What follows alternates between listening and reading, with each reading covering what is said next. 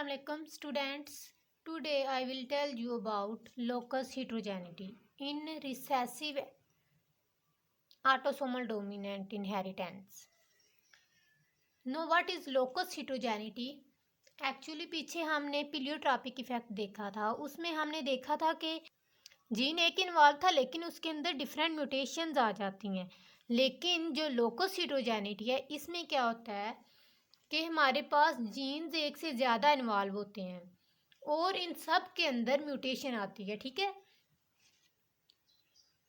यानी more than one genes are involve. इसके example में आपने याद रखनी है सेंसरी न्यूरोनल हियरिंग इम्पेयरमेंट, यानी कि डेफनेस, जो कि बहरापन होता है। कुछ लोग ऐसे होते हैं जो कि सुन नहीं सकते। ये किसकी एग्जांपल है? लोकस हेटेरोजेनिटी की एग्जांपल है। फॉर एग्जांपल हम एक डेफ कम्युनिटी को डिस्कस कर रहे हैं जिसमें दोनों पेरेंट्स क्या हैं?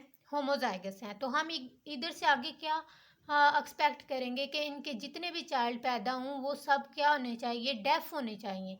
लेकिन ऐसा नहीं होता। ऐसा क्यों नहीं होता? क्योंकि लोकस हेटेरोजेनिटी इन्वॉल्व है, यानी कि मोर देन वन जीन्स इन्वॉल्व है और उन सब के अंदर म्यूटेशन होती है और इसे हम क्या कहते हैं? डबल हेटेरोजाइगोट भी कहते हैं।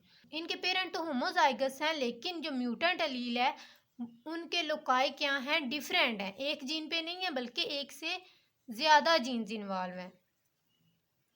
About 10 to 15 years ago it was thought that 30 genes are involved in deafness, but अब देखा गया है कि इसमें 50 जीन लोकाई प्रेजेंट होते हैं। हमने ये एक एग्जांपल पढ़ी है डेफनेस जो लोकस हेटेरोजेनिटी की है। लोकस हेटेरोजेनिटी की रेटिनस पिगमेंटोसा और माइक्रोसेफेली, ये individual B have mutation on chromosome number 10। तो इस तरह इनके जो क्रोमोसोम नंबर क्या हैं? डिफरेंट हैं, लेकिन इन दोनों की अगर हम फिनोटाइप देखें वो क्या है? सेम है। तो इसे हम क्या कहते हैं? जीनोकॉपी। और नेक्स्ट कौन सी है? फिनोकॉपी। अब जो फिनोकॉपी है इसमें भी इनकी फिनोटाइप सेम होती है, लेकिन वो किसकी वजह से सेम होती है? एनवायरमेंटल काजेज की वजह से। ये आपने इतना याद रखना है। फिर इसके बाद हम जो नेक्स्ट टॉपिक पढ़ेंगे वो है mutational heterogeneity. Now what is mutational heterogeneity? Actually it is the opposite of locus heterogeneity. Locus heterogeneity में हमने क्या पढ़ा था कि एक से ज़्यादा जीन इन्वॉल्व हैं, ठीक है, और इन सब के अंदर म्यूटेशन होती है। लेकिन म्यूटेशनल हेटेरोजेनिटी में हमारे पास एक ही जीन इन्वॉल्व है लेकिन अंदर डिफरेंट म्यूटेशंस हो जाती हैं और इसे हम क्या कहते हैं? ये एमसीक्यूज में आ सकता है सिंगल जीन डिसऑर्डर, यानी कि जीन इसमें एक इन्वॉल्व है और उसके अंदर डिफरेंट म्यूटेशन आ रही हैं। और इसके एग्जांपल क्या है? B thalassemia. ये आपने याद रखना है कि वो वाले पेरेंट जो कि रिलेटेड होते हैं उन्हें हम क्या कहते हैं? True homozygote.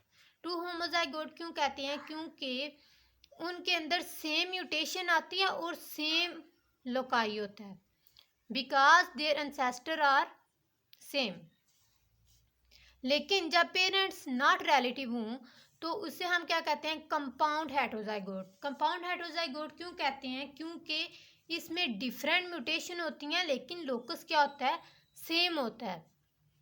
तो हम बेसिकली आज हमने ये डिस्कस किया है कि लोकस हेटेरोजेनिटी में हमारे पास more than one genes involve होते हैं, यानी कि जब उन सब जीन्स के अंदर म्यूटेशन आएगी जीन लोकाई के अंदर तभी उनके चाइल्ड क्या होंगे?